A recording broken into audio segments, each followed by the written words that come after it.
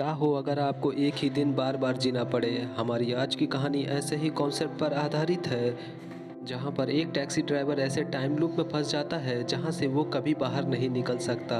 कहानी में सबसे खास है इसकी एंडिंग। इसकी एंडिंग आपको वाकई चौंका करके रख देगी। डार्क सिनेमा पेश करते हैं द फेयर। कहानी शुरू करने से पहले मैं आपको बता दूं कि इस कहानी को समझने के लिए आपको ग्रीक मैथोलॉजी की अच्छी जानकारी होनी चाहिए। कहानी की शुरुआत एकदम ब्लैक एंड वाइट और डरावने तरीके से एक अनजान और सुनसान जगह पे शुरू होती है, जहाँ पे एक टैक्सी ड्राइवर जिसका नाम हैरिस होता है रात के वक्त रेडियो एंजॉय करते हुए पिकअप के लिए निकला होता है।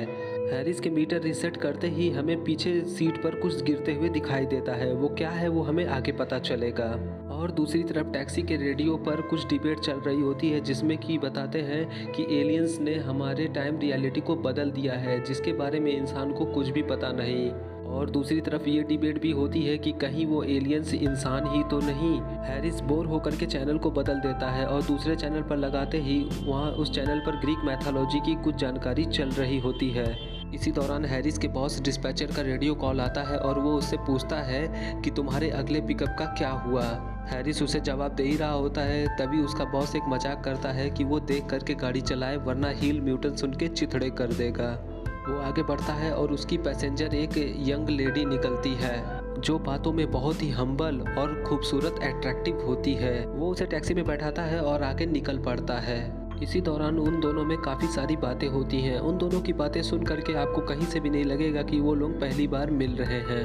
वो लोग आगे बढ़ ही रहे होते हैं, तभी उनकी टैक्सी एक डार्क जोन में एंटर करती है और ज़ोरदार बिजली कड़कती है और बिजली के कड़कते ही टैक्सी अनजान कारण से बंद पड़ जाती है। अब हैरिस टैक्सी को स्टार्ट कर ही रहा होता है, तभी वो देखता है कि उसकी पैसेंजर पैनी गायब होती है। वो एकदम डर जाता है और डर करके तुरंत बॉस को कॉल लगा करके इसके बारे में बताता है, पर उसका बॉस इसे नज़रअंदाज करके वापस काम पे लौटने की सलाह देता है। अब उसे ये सब कुछ समझ में नहीं आता है और वो फिर से मीटर रीसेट करता है। मीटर रीसेट करते ही फिर से हमें वो चीज़ पीछे गिरते हुए दिखाई देती है। अब हैरिस को कुछ भी याद नहीं होता है, पर हैरिस के साथ वो चीज़ें दोबारा घटती हैं, जैसे कि रेडियो पर वो डिबेट और बॉस के कॉल आने पर उसके नेक्स्ट पिकअप के बारे में पूछना। हैरिस के आगे बढ़ने पर उसे फिर से पैनी मिलती है और उसके टैक्सी में बैठती है। इसी दौरान उनमें फिर से वही सब सारी बातें होती हैं, पर इस बार उसके साथ दो चीज़ें अलग घटती हैं। इस बार वो लोग आगे बढ़ ही रहे होते हैं, तभी अचानक टैक्सी पे एक जोर का झटका लगता है। इसकी वजह से पैनी बीच के पार्टीशन से टकरा जाती है और उसके सिर पे चोट लग जाता है। तभी अचानक हैरिस उसे पैनी कह करके पुकारता है और उसका हाथ पकड़ लेता है और उसके हाथ पकड़ते ही सीन एकदम कलरफुल हो जाता है। इसको कुछ भी समझ में नहीं आता है और जैसे ही वो पैनी का हाथ छोड़ता है सीन फिर से ब्लैकआउट हो जाता है। सब कुछ देख करके पैनी काफ़ी शॉक्ड होती है और वो उसका हाथ तुरंत फिर से पकड़ लेती है। उसके हाथ पकड़ते ही फिर से सीन कलरफुल हो जाता है। हड़बड़ाहट में पैनी जवाब देती है कि इस बार तुम्हें सब कुछ याद रह गया। इसको कुछ भी समझ में नहीं आता और उससे पहले कि वो उससे कुछ पूछे फिर से बिजली जोर से कड़कती है और पैनी अचानक से फिर गायब हो जाती है। ये देख करके हैरिस एकदम डर जाता है और इस बार भी हैरिस को कुछ भी समझ में ना आने पर वो फिर से मीटर रीसेट करता है और मीटर रीसेट करते ही फिर से वो कॉइन हमें गिरते हुए नजर आता है। हैरिस के मीटर रीसेट करने के बाद इस बार फिर से वही सेम घटना फिर से घटती है, पर इस बार हैरिस को सब कुछ याद होता है। शायद ये पैनी को छूने की वजह से होता है। इस बार वो फिर से पैनी को पिकअप करता है और वो दोनों साथ में निकलते हैं। तभी हैरिस पैनी से पूछता है कि क्या हम लोग किसी साइंस एक्सपेरिमेंट में ट्रैप्ड हैं। पैनी पता नहीं क्यों इस टॉपिक को तुरंत टाल देती है।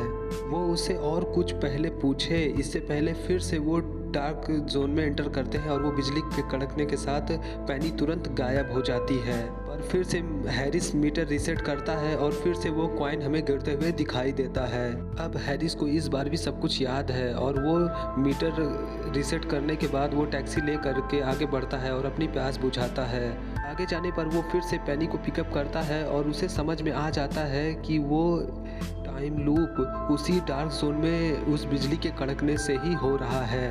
वो पैनी से कहता है कि उसे कोई और डेस्टिनेशन पिक करना चाहिए, पर पैनी उसे बताती है कि उसने बहुत सारी डेस्टिनेशन पिक करके देख ली है, पर ये लूप थमने वाला नहीं है, ये ऐसे ही चलता रहेगा।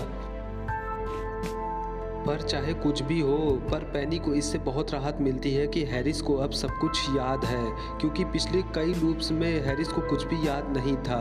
पर हैरिस को ये सोच कर के निराशा होती है कि पिछले कुछ लूप्स को छोड़ करके बाकी उसे कुछ भी याद नहीं है। इसी दौरान वो लोग और भी लूप्स रिपीट करते हैं, जिसकी वजह से उन्हें एकदम कंफर्म हो जाता है कि वो उस डार्क जोन और उस बिजली के कड़कने की वजह से ही गायब हो रही है। और हैरिस और पेनी के इतनी बार लूप रिपीट करने की वजह से और दोनों एक साथ वक्त बिताने की वजह से उन लोगों में अब नज़दीकियाँ बढ़ने लगती हैं। तभी पेनी उसे बताती है कि वो एक प्लांट नर्सरी चलाती है, क्योंकि वो उसका प्रोफेशन है। हैरिस उसे बताता है कि उसे टैक्सी ड्राइवर कभी बनना नहीं था, पर मजबूरी में उसे टैक्सी ड्राइवर बनना पड़ा क्योंकि उसके पिताजी भी टैक्सी चलाते थे और हैरिस को ये काम शर्मिंदगी भरा लगता है। और इसी दौरान जब भी उन दोनों की बात बनने वाली होती है, वो ज़ोरदार बिजली के कड़कने की वजह से पेनी हर बार गायब हो जाती है। और अब हैरिस उस टाइम लूप के बार बार रिपीट होने की वजह से अब खुद को ट्रैप महसूस करने लगता है। इसी दौरान पेनी उसे बताती है कि रियल वर्ल्ड में वो शादीशुदा है, पर उसकी शादी सफल नहीं रही क्योंकि उसका पति ब्रिलियंट होने के साथ साथ बहुत ही क्रूर और निर्दयी है, पर वो अपने पति को कभी डिवोर्स नहीं दे सकती।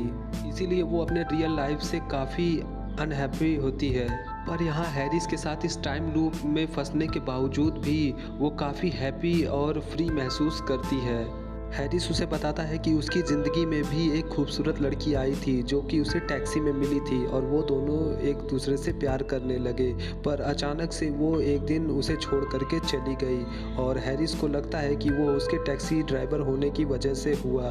पर पेनी उसे बताती है कि ऐसा नहीं है, क्योंकि उसका काम बहुत ही हम्बल है और वो है लोगों को उनके मंजिल तक पहुंचाना। इसी दौरान फिर से ज़ोरदार बिजली कड़कती है और पेनी फिर से गायब हो जाती है और अब हैरिस के सब्र का बांध टूटने लगता है और इस बार मीटर रीसेट किए बिना ही उसे ढूंढने के लिए निकल पड़ता है।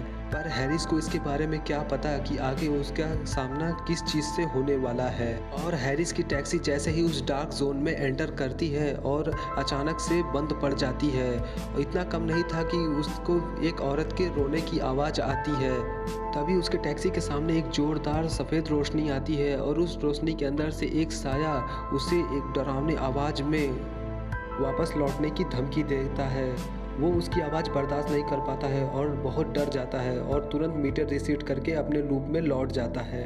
और इस बार वो पेनी से मिलने के बाद काफ़ी खुश होता है और अपनी सीट बेल्ट को खोलने की कोशिश करता है, पर उससे वो सीट बेल्ट फिर से नहीं खुलती है। पर पता नहीं कैसे पेनी उसे बहुत ही आराम से खोल देती है।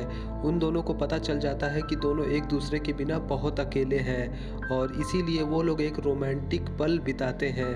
इसी दौरान उसकी नज़र पेनी के सिर पे लगे उस चोट पर पड़ती है और वो देखने के बाद वो बहुत ही अचंभित होता है, क्योंकि उसकी चोट हील्ड होती है, ना कि भरी हुई। और वो तुरंत समझ जाता है कि उसका समय बदल नहीं रहा है बल्कि आगे बढ़ रहा है, क्योंकि अगर समय रिपीट होता तो उसका चोट हील्ड नहीं होता।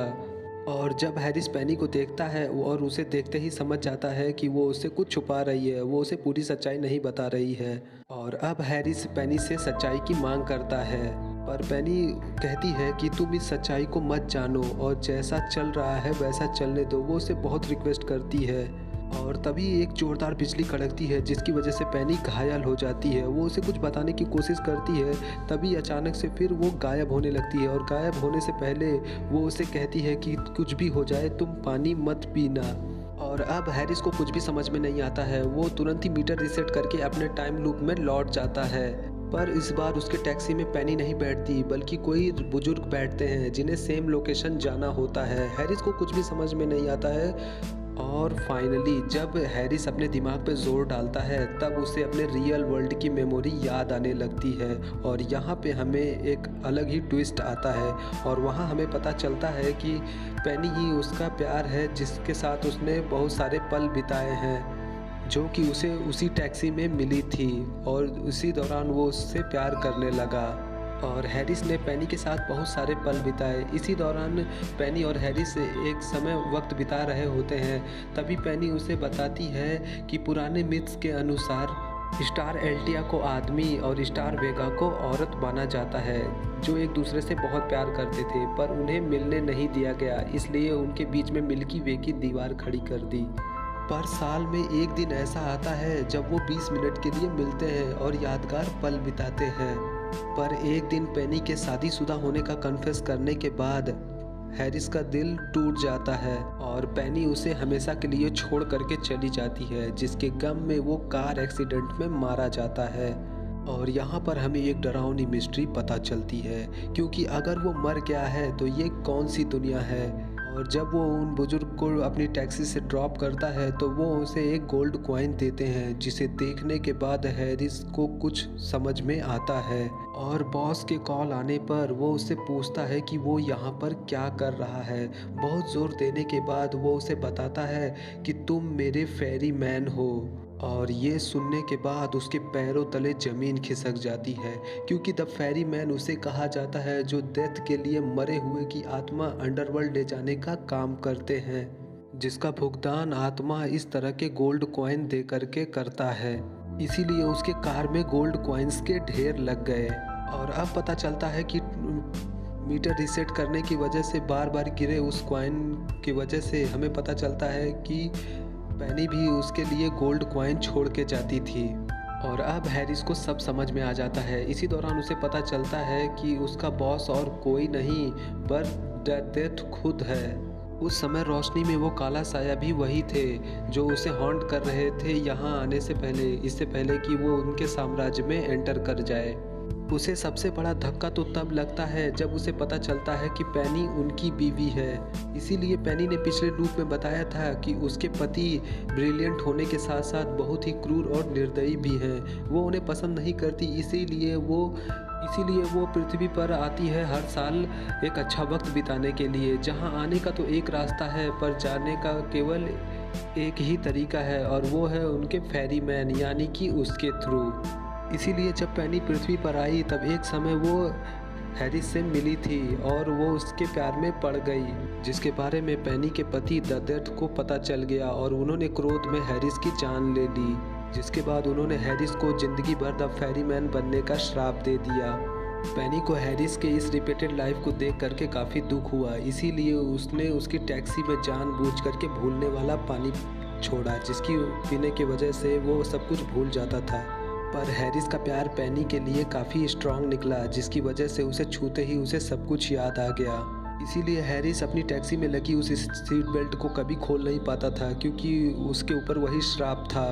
पर पेनी उसे आसानी से इसलिए खोल पाई क्योंकि द डेथ से शादी करने के बाद वो भी अंडरवर्ल्ड की क्वीन है। इसीलिए पेनी का एक बार ऐसा कहना कि वो एल्टा स्टार है और वो वेगा, और उनके बीच में तब मिल्की वे की दीवार उसके पति हैं। पर द डेथ उसे बताता है कि अब तुम्हें सब कुछ पता क्यों नहीं चल गया है, पर तुम अपनी जिम्मेदारी से पीछे नहीं हट सकते और तुम्हें उन आत्माओं को उनकी मंजिल पर पहुंचाने के काम पर दोबारा लगना होगा। अपनी ऐसी बदतर ज़िंदगी के बारे में जानने के बाद हैरिस को काफ़ी दुख होता है, पर उसके पास अब कोई चारा नहीं है, इसलिए मीटर रीसेट करके अपनी जिम्मेदारी पर लौट जाता है। उसी दौरान वो कई आत्माओं को उनकी मंजिल तक पहुंचाता है। और इसी दौरान एक बार फिर उसकी मुलाकात पेनी से होती है। पेनी उससे माफ़ी भी मांगती है कि उसकी वजह से वो इस श्राप में फंस गया, पर अगर वो चाहे तो वो पानी पीकर सब कुछ भूल सकता है। पर हैरिस इसके लिए मना कर देता है और वो पेनी को बताता है कि उसकी वजह से उसे पता चला कि उसका काम कितना खास है, और वो है आत्माओं को उनकी मंजिल तक पहुंचाना, जिसकी वजह से उसे ये भी पता चला कि उसके पिताजी का काम कितना नोबल भरा था। और हैरिस उसे बताता है कि इसी के साथ उसके साथ कुछ टाइम बिताने का मौका तो मिलेगा, भले ही वो साल में 20 मिनट के लिए ही क्यों ना आता हो। और इसके बाद उनके एक रोमांटिक सीन और एक तारे के टूटने के साथ ये फिल्म यहीं पर खत्म हो जाती।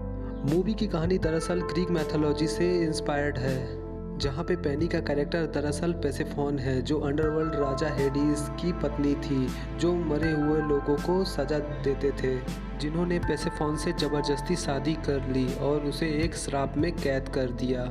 दोस्तों, आज की वीडियो में इतना ही। वीडियो अच्छा लगे तो वीडियो को लाइक और शेयर जरूर करें, और आने वाली वीडियोस की नोटिफिकेशन पाने के लिए हमारे चैनल को जरूर सब्सक्राइब करें। मिलूंगा आपसे अगली वीडियो में, तब तक के लिए गुड लक।